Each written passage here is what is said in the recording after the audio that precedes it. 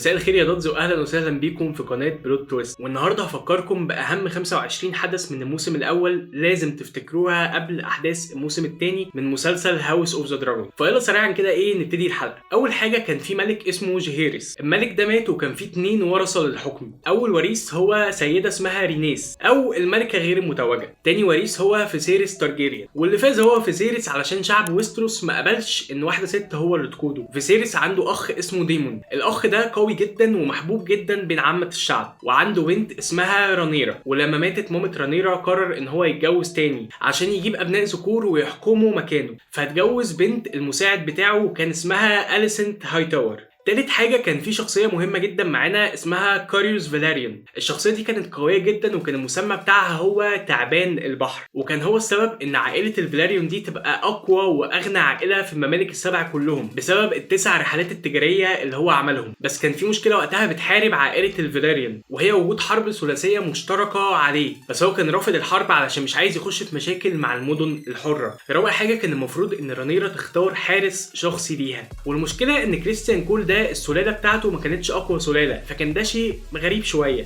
خامس حدث مهم هو ان ديمون نصب نفسه امير على دراجون ستون، والمشكله في ده ان كان معروف وقتها ان امير دراجون ستون هو اللي بيمسك بعد موت الملك، فكده كأن ديمون بيتحدى الملك فيسيريس. بعد كده بنشوف اوتو هايتاور وهو رايح لديمون علشان ياخد منه بيت التنانين والا هيحصل حرب، بس طبعا ديمون مش بيوافق. وبالمناسبه ديمون هو من اقوى 3 شخصيات معانا في المسلسل، لحد ما رانيرا بتيجي على ظهر تنينها وبتاخد منه بيت التنانين. بعد كده بنشوف ان كاريوس وديمون بيتحدوا مع بعض علشان يهاجموا على الاعداء، وبنشوف برضو ان ديمون مش بيسمح لكاريوس ان هو يتريق على فيسيريس. وفعلا ديمون وكاريوس حاربوا التحالف الثلاثي وكسبوا الحرب دي لما ديمون دخل وعمل هجوم انتحاري علشان يقدر يقتل فيه كولفيلدر في مشهد اسطوري. بعد كده بنشوف ان أليسنت خلفت من فيسيريس طفلين وهما ايجون وديمون ذو العين الواحده، وبسبب ده ازداد جدا الصراع على العرش بسبب ان شعب ويستروس صعب جدا ان هو يوافق ان واحده ست هي اللي تحكمهم. بعد كده كان لازم رانيرا تتجوز، وكان مهتم بيها كذا شخصيه مهمه ومن سلالات عريقه جدا، من اهمهم جيسون لانستر،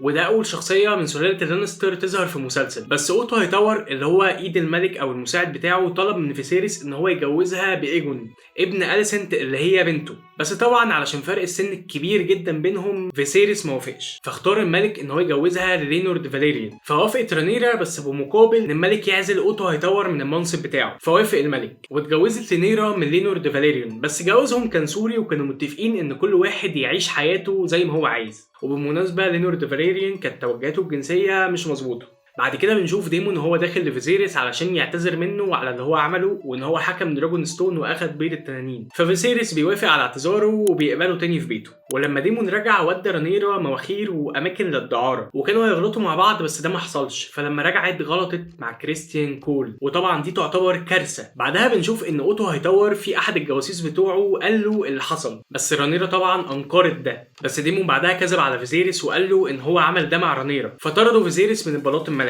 بعد كده بيحصل قفزه زمنيه كبيره مدتها 10 سنين، وبتتغير وبتكبر اشكال اغلب الابطال والشخصيات بتاعتنا. وبعدها بنشوف ان رانيرا خلفت 3 ولاد، وطبعا كلهم المفروض سوريا ولاد لينورد فاليريان، بس كلنا طبعا بنبقى عارفين ان هم مش ولاده، وبنبقى عارفين برضو ان هم ولاد هاروين سترونج، وده الحارس الشخصي الجديد لرانيرا. بعدها بيظهر معانا في المسلسل شخصيه جديده اسمها لاريس سترونج، والشخصيه دي بتكون صعبانيه جدا وبتفكرنا بشخصيه عقله الاصبع من مسلسل جيم اوف ثرونز، بس بتكون رجله مشلوله، وبيكون اخو هاروين سترونج. بعدها بيحصل حريق في بيت هاروين سترونج وابوه وهما الاثنين بيموتوا، وبنكتشف بعد كده ان اللي عمل الحريق ده هو لاريس سترونج علشان يقرب من أليسنت. بعدها بنكتشف ان ديمون بتجوز رينا فاليريان، وفي انجابها للطفل الثالث كانت خلاص بتموت، وبتقرر ان هي تخلي فيجر التنين بتاعها يحرقها. بعدها بنشوف ان ايموند ابن فيسيريس وأليسنت بيكبر، وبيكون ولاد رينيرا بيتنمروا عليه علشان شكله الهزيل وعلشان هو من غير تنين. فبعد موت رينا فاليريان فيجر ما بيكونش عليه راكب او فارس علشان هي كانت الملكه لفيجر، وبالمناسبه فيجر ده هو اقوى تنين في المسلسل، فبيركب ايموند فيجر وفيجر بيوافق ان هو يكون الفارس بتاعه. وبعد ما بيرجع علشان يتحداهم ولاد رينيرا بيفقعوا له عينه. نرجع بقى لرينيرا وديمون، كان هما الاتنين عايزين يتجوزوا بس كان في قدامهم عائق وهو رينور. ولينور زي ما احنا فاكرين هو زوج رانيرا السوري فقط بس مش زوجها الفعلي، فديمون ادى كارل فلوس علشان يقتل لينر، وكارل ده هو استغفر العظيم يا رب هو حبيب لينر. وبنكتشف بعد كده ان هو ما قتلهوش وهرب معاه. بعد كده بنشوف ان كاريوس فاليريان بيكون مريض جدا، فوراثة عائلة الفاليريان بتكون محل تساؤل كبير. فاخوه الاصغر فيموند بيروح للملك علشان يكلمه في الموضوع ده، فبيقول له فيموند ان هو رافض ان ولاد رينيرا هم اللي يحكموا، علشان هو عارف كويس قوي ان هم ولاد غير شرعيين من اروين سترونج. واول ما بينطق اسم سترونج ديموند بيكون قتله ومخلص عليه. وفي نفس اليوم ده بيموت فيسيريس، بس قبل ما يموت بيقول لأليسنت ان هو عايز ان ايجون هو اللي يحكم.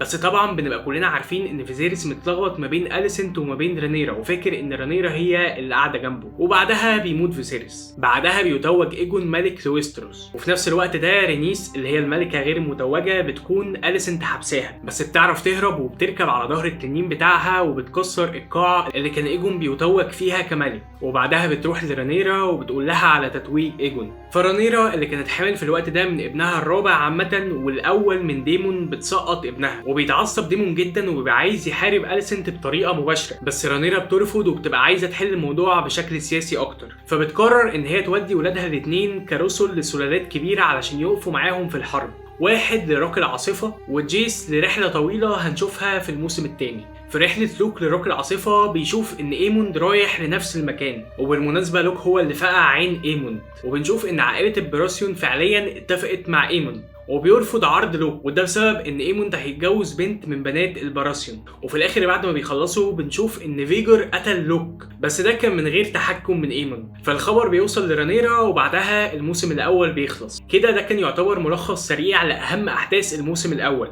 لو انت شفت الفيديو ده كله فانت مش محتاج تشوف الموسم الاول ولا تفتكر منه حاجه، انا لخصت لك اهم الحاجات اللي فيه. المهم ما تنسوش تعملوا لايك للفيديو وسبسكرايب للشانل علشان يوصل لكم كل الحلقات اللي هعملها عن مسلسل هاوس اوف ذا دراجون. اشوفكم على خير في حلقات كتير جايه، وسلام.